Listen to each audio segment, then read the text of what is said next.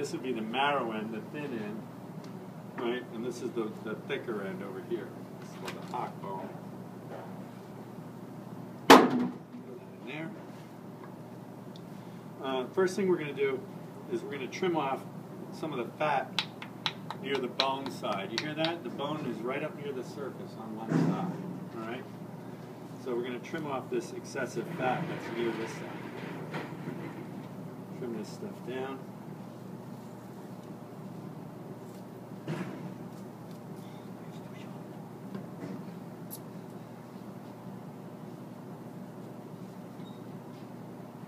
Take this off.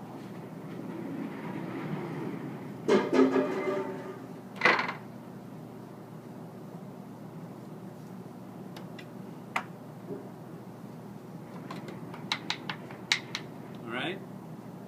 Then, if you're right-handed, you're going to take this and you're going to point the thin end away from you. If you're left-handed, anybody left-handed? You're going to take it and point it the other way.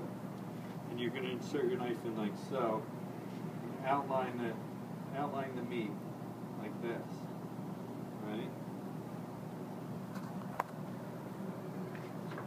So, take the knife, insert it in along the meat,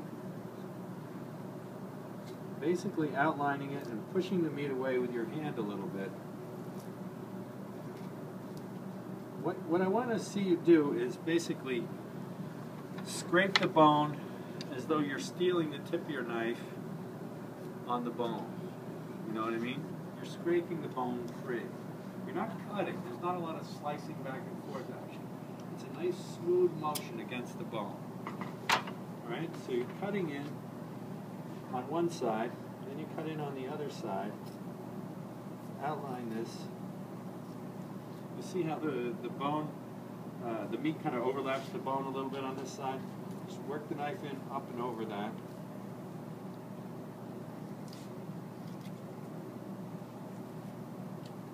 Pressing in, angling in, scraping down. Notice how I'm holding my knife. You can choke up on the knife a little bit. Hold up on the blade.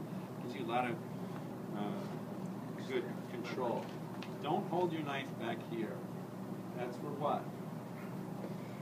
Frog dissection. Alright? And we're not doing that. We're boning shanks. It's tough. There's some pressure involved. It gets kind of sticky. You know? So press that knife into the bone. Peel down one side and work your knife in down the other side. Your knives are kind of built for this. They have that little slope. Let me see one of your knives.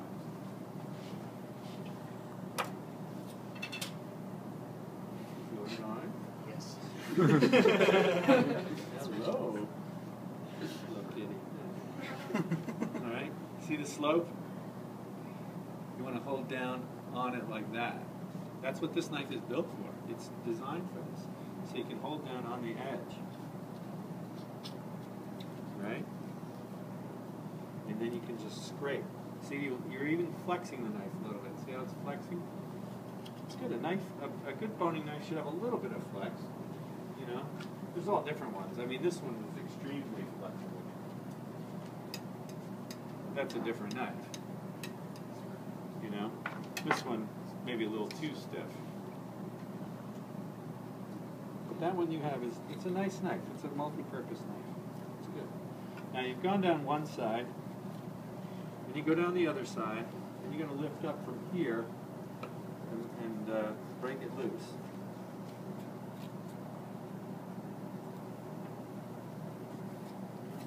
Cut it loose like so. Now you're at the base of this thing.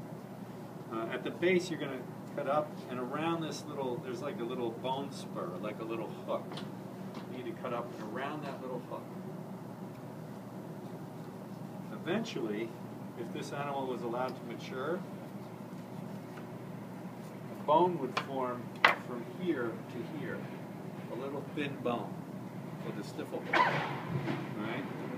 So yours might have the beginnings of that. There might even be a little small bone attached there, or just a sort of a bone in the middle here, sitting along this tendon.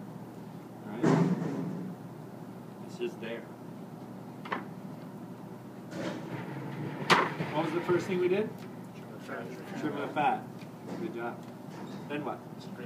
Turn it. So if you're right-handed, turn it to the left. Right? If you're left-handed, turn it to the right. It just gives you a better angle. You want to be in there with some weird angle. And you're going to start on the thin end, work towards the base. Scrape the knife in, outline. Scrape the knife in, outline. Scrape, scrape, scrape, scrape. Try to keep the cuts long and smooth.